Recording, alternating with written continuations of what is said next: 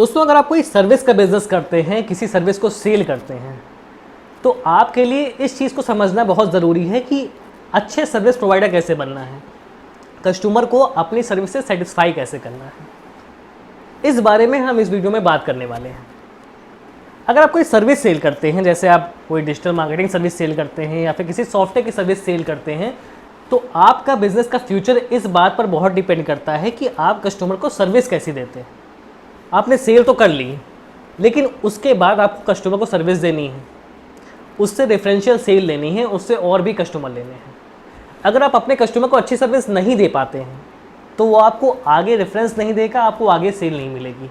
और service industry में ये माना जाता है कि मोस्टली कुछ कस्टमर्स होने के बाद अपने आप रेफरेंशियल सेल आने लगती हैं। तो इसके लिए करना क्या है? इसके लिए आप कुछ स्टेप्स फॉलो कर सकते हैं। पहली बात, आपको अपनी इनिशियल स्टेज में है, जब आपका बिज़नेस इनिशियल स्टेज में है, आपने स्टार्ट किया हुआ है और आपको कुछ कस्टमर्स मिलते हैं, तो उनके साथ आपको पर्सनल रिलेशन मेंटेन करने होंगे। हर कस्टमर को टाइम पे प्रॉब्लम आती रहती है आपके सर्विस के रिगार्डिंग। अगर आप उस कस्टमर की प्रॉब्लम्स को अपना प्राइमरी फैक्टर मानते हैं, प्राइमरी टास्क मानते हैं, तो आपका कस्टमर उस सर्विस से सेटिस्फाई होगा। आपको कस्टमर से पर्सनल रिलेशन बनाने होंगे, उसका टाइम पर फीडबैक लेना पड़ेगा, उसको बताना होगा कि आपका फीडबैक हमारी सर्विस के लिए इम्पॉर्टेंट है, हमारी बिज़नेस के लिए इम्पॉर्टेंट है। ऐसे में कस्टमर आपकी सर्विस से इम्प्रेस होता है, उसको ये लगता है कि ये आदमी पैसे भले चार्ज करता है, लेकिन इसकी सर्विस अच्छी है। और सर्विस बहुत बड़ा इंपॉर्टेंट फैक्टर होती है।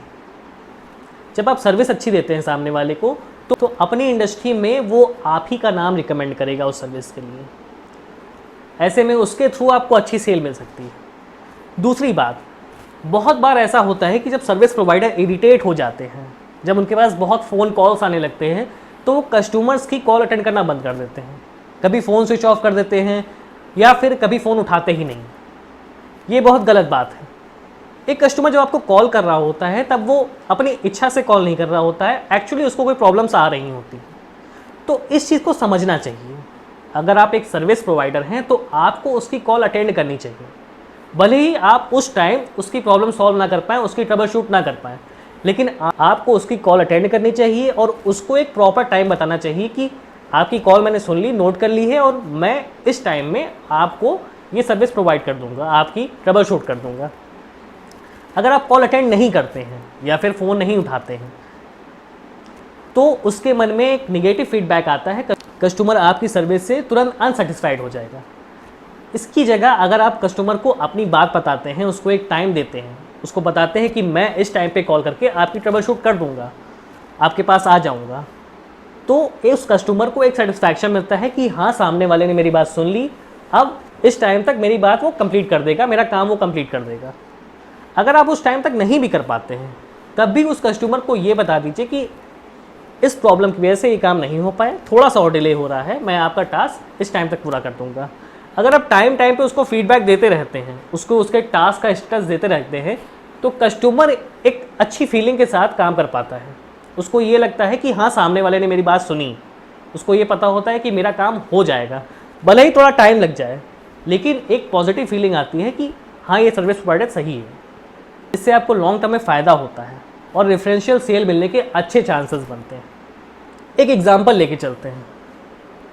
मान लेते हैं कि आपका एक सॉफ्टवेयर का बिज़नेस है और सामने वाले ने आपको एक रिक्वायरमेंट बताई कि मुझे ये रिक्वायरमेंट है, इस पर्टिकुलर रिपोर्ट की रिक्वायरमेंट है, और आपके सॉफ्टवेयर में वो रिपोर्ट नहीं है अभी तक। तो आप सामने वाले को बताइए, अगर आपके सॉफ्टवेयर में वो रिपोर्ट्स पॉसिबल हैं, वो देना पॉसिबल है, तो सामने वाले को एक टाइम दे दीजिए कि मैं आपको इस टाइम तक ये रिपोर्ट दे दूँगा। अगर वो चीज़ें पॉसिबल नहीं हैं, तो उस कस्टमर को एटलीस्ट उसका बाईपास रास्ता बताइए कि इस तरह से आपका काम चल सकता है, इस तरह से आप देख सकते हैं। अगर आप कस्टमर को उसकी प्रॉब्लम का सोल्यूशन दे देते हैं, वो भले ही आप डायरेक्ट सोल्यूशन दें या फिर इनडायरेक्ट सोल्यूशन दें, तो वो आपकी बात से सेटिस्फाई होता है और आपको एक अच्छा सर्विस प्रोवाइडर मानता है। इन चीज़ों को अगर आप अपने सर्विस प्रोवाइडिंग बिजनेस में फॉलो करते हैं, तो आपको लॉन्ग टर्म में फ़ायदा होगा, आपका बिजनेस ग्रो करेगा। अगर मेरी बातें अच्छी लगी हों, वीडियो अच्छा लगा हो, तो चैनल सब्सक्राइब करिएगा, वीडियो को लाइक शेयर करिएगा। अभी के लिए गुड बाय।